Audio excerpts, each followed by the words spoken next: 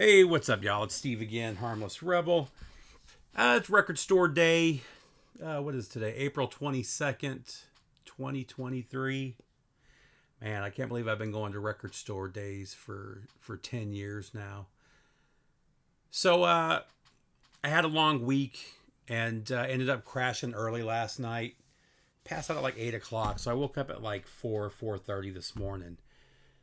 And decided to go ahead and go to the main record store that I usually get all my stuff from. Um, they're a little bit overpriced. They charge everything's like $3 or $4 more expensive there, but they usually have the best selection. I got there by 5, and the other reason I like going there is they open early. They usually open like 7:30, so you're not in long line for too long. I usually get there about 4:35 on record store day and Black Friday, and I'm usually one of the first 3 or 4 people there. I got there this morning, and there were already like 25 people. And what's amazing about this is an hour earlier, we had a huge thunder and lightning storm, and it was pouring. And there were people out there with their umbrellas. It was still raining by the time I got there, just in their chairs with their umbrellas. But like I said, there were already like 25, 30 people. The stuff that I wanted was more limited. I wanted the Van Halen. There were a couple others, but the Van Halen I didn't call. I talked to a couple of the store owners, and they had only gotten like 2 or 3 copies each. So with 30 people in line, I wasn't going to wait for 2.5 hours not to get it. And a few of the other things I wanted, I was pretty sure I'd be able to get later on anyway. So I ended up leaving there. Drove by the other store. I wasn't going to wait in line at the next store because they didn't open till 9 o'clock. But I got there and they already had a line, probably like 35, 40 people deep, which is pretty insane. Oh man, my allergies are really bad. Sorry. The Where I live in Marietta, there's quite a few record stores in this area. They all do record store day. So there's not usually like the crazy lines. Like at Criminal Records, it's literally like a mile and a half long. And when I say a mile and a half, I'm not exaggerating. It like goes all the way down the road, down another road. I mean, it's insane how long the line gets there. But they're also one of the original. They were part of creating Record Store Day, and they probably get the most records of any stores that I know of, other than maybe Bull Moose. They always get a huge amount of everything. So anyway. I've never had a desire to go down there and deal with that whole situation. But this is the first record store day that, like I said, usually, and I've been going for 10 years to these same 2 stores for the most part. There's one other store that I go to from time to time. And usually, if I'm there 2 or 3 hours early, I'm at least in the top 10, or the first 10 people there. This record store day was different in a lot of ways. What I really found interesting is the lines at both stores were mostly girls and women. And not just that, Mojo Records, which is another record store in this area. I don't usually go there because they don't get as much. They posted pictures at like 7 o'clock last night, and they already had like 10 girls, young girls, waiting in line to camp out for the night, it's really cool to see all the girls. And if you're familiar with what came out, it's all because of Taylor Swift. Everybody wanted those Taylor Swift records. And I really like what Taylor Swift did. So after her the last record store day or Black Friday, she did a 10-inch single that they didn't think was going to sell that well. And they only did like 10,000 copies. And they were selling for like $150 within hours. And it wasn't even anything new. It was an album single and a live track of that same song. So stuff that you could already get, but just Taylor Swift's collectible for the girls. And actually I know quite a few guys that do too. But so this time she said, okay, we're going to do it right. And she did 75,000. And it brought the young girls out, which is cool. And it was funny. I went by the store later. I passed by at like 9:30. So a couple hours after that first store opened, there was still a line going out the door all the way down the building, probably 150 people deep, an hour and a half after the store opened, which I never see. And it was funny watching the girls as I was stopped at the light right in front of the store. I didn't end up going in because I wasn't going to wait.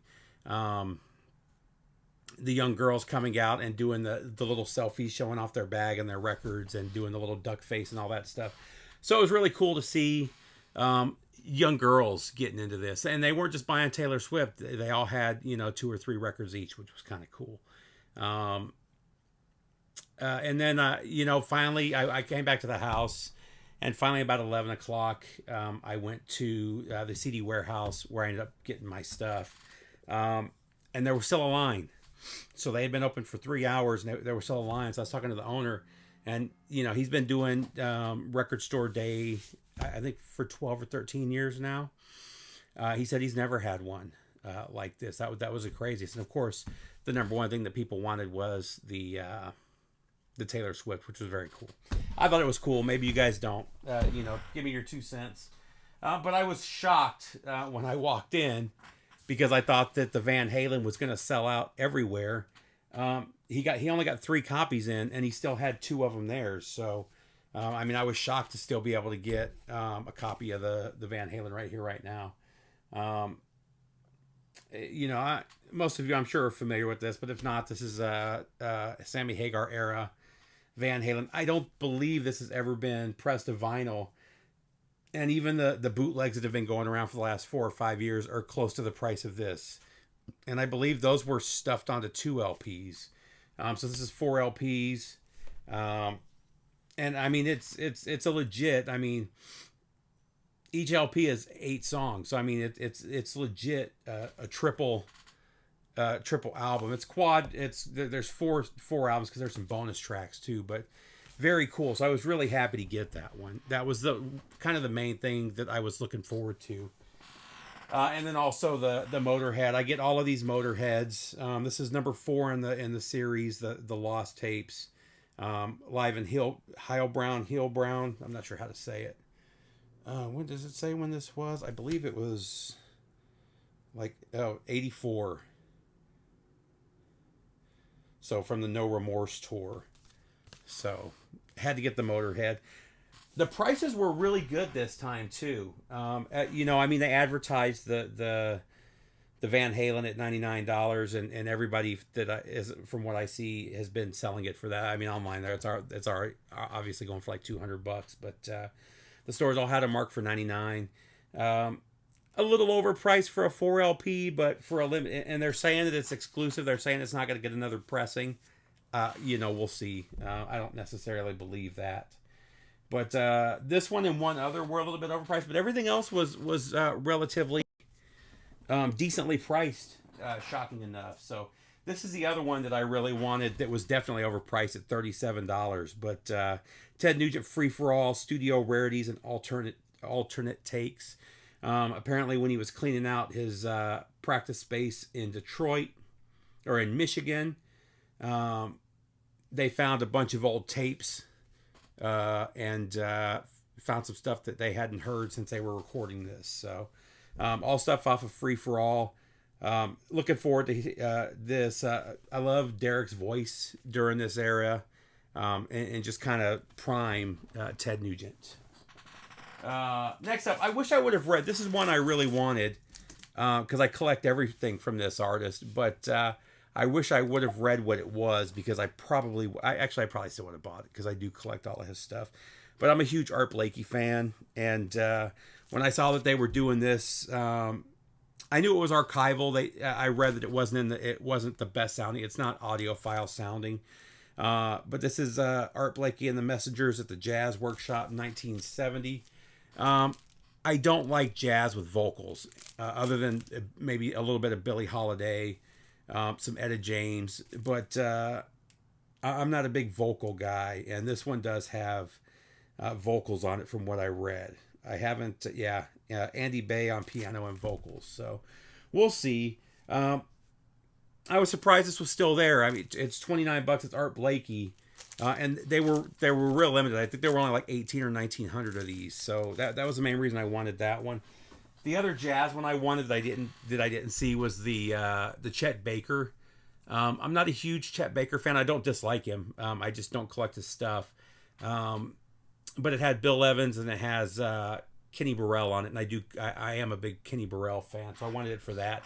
They didn't have that, so no big deal. They're going for $40 online today. Give it a week; they'll probably be going for $30, and I'll probably grab one. Allman Brothers, Syria Mosque. This is live in Pittsburgh, 1971. I'm glad to have this one on vinyl. So if you go to, I think it's called the Big House, down south of Atlanta, down in Macon. It's famously the house where the Dwayne and Greg lived in when he started playing slide. And they've always sold all of these on CD. They've got like 30 different shows on CD, not just from the Dwayne era, but that's the stuff I'm interested in. So it's really cool that they're doing these every couple record store days. So I'm trying to get all of these. I love the Dwayne Allman era stuff. Let's see. This one, I went ahead and grabbed it. I don't remember this album, but I the last couple record store days they've been doing the Kitty albums, and I really liked Kitty when they came out. I still really dig their debut and the follow up, which were from the last two record store days. I heard a couple people say this one was real similar to Oracle, which was their second album, so I went ahead and grabbed this one too.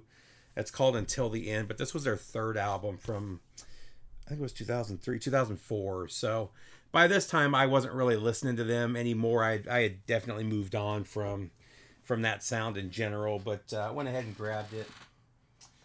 This is one I didn't know was coming out, but I had to get it, especially for $19. The Reptile House EP. This is 1983 from the Sisters of Mercy. They've done a couple Sisters of Mercy releases over the years that have all been killer. The last one was the Peel Sessions, which was a double LP, or maybe it was BBC Sessions. Regardless, they were killer. Again, some early Sisters of Mercy. Just fantastic stuff. Next up, not much country this year. Actually, that was one that I did want. They did a Dolly Parton of her early singles from, I think it was like 68 to 70 or 72, something like that. I didn't see that, so maybe I'll run across a copy of that at some point. But this is the only country I believe that I got. But Jason Isbell and Amanda Shires. I love Jason Isbell. Amanda Shires is his wife. This is the Sound Emporium EP, 4-song EP, and I think them and Metallica were the big artists this record store day. I think there's a Jason Isbell pin that came with that too. And then the last two record store day ones I grabbed was The Best of Death. I went back and forth with whether I was going to get this one, only because I have an original pressing. But it was $24. The original pressings go for $150, $160. So I'm looking forward to seeing how this one sounds, because the original wasn't a really great sound. It wasn't a high quality sounding pressing, but it's kind of cool. The cover is the same, but they did the mirror effect. I can't think of what that is right now, but you know what I mean. Very cool though. Blue and red splatter. Then the last record store day one I got was the Dio. Very early live Dio. So this is live in Fresno, 83. So this is half Dio stuff and half Sabbath stuff. So he does Children of the Sea, Heaven and Hell. What else does he do? Looks like the rest of it's mostly Dio. But still very cool. I've been grabbing all these live Dios as well as they've been coming out. Killer artwork. The little zombies. And then I grabbed a Grail. So I didn't even see this when I came in, but the record store owner was like, hey, up on the wall, because I usually buy, like, if he gets any rare stuff in, I'm the one that buys it, especially if it's metal. But he got some rare soundtracks in, some early Rob Zombie soundtracks, like Houses of a Thousand Corpses and The Devil's Rejects, which didn't really interest. I'm not a soundtrack guy. I have some that I really like, but as a whole, and these might have been scores too, and I'm definitely not into scores. But right next to that, I saw this. and I couldn't believe it, especially for $75. Kill 'Em All. OG Megaforce.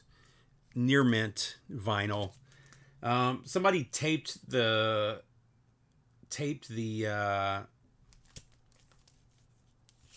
plastic on it, and they actually got tape on the jacket, so I'm gonna have to take a heat gun.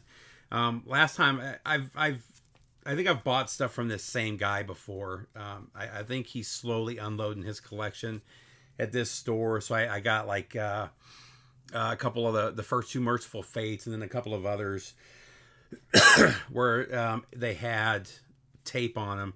This is the first time where it's on the outer jacket before the shrink wrapped all the way around. So I'm gonna have to take the heat gun to this, but I've had good luck with the heat gun taking old Scotch tape off. So I'll try it. If not, I'll leave it the way it is. But the vinyl's near mint. It's in the original sleeve. I mean, it doesn't get much better than that. Look, I mean, you can kind of see how clean and glossy that record is. For less, well under half what this record's going for right now.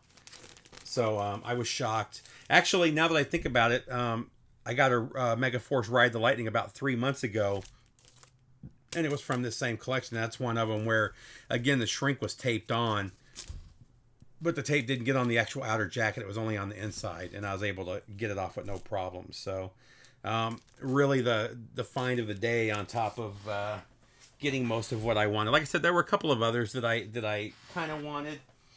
But it's funny, after seeing those lines, I figured if nothing else, I wasn't going to get the Van Halen, because I wasn't going to pay more than the $99 for it. I don't think it's worth the $200, $250 that people are trying to sell it for online right now. It's just crazy. But all in all, it was a cool record store day. It was really cool to see the young girls out there really enjoying themselves, and see the mix of people and how many people actually showed up.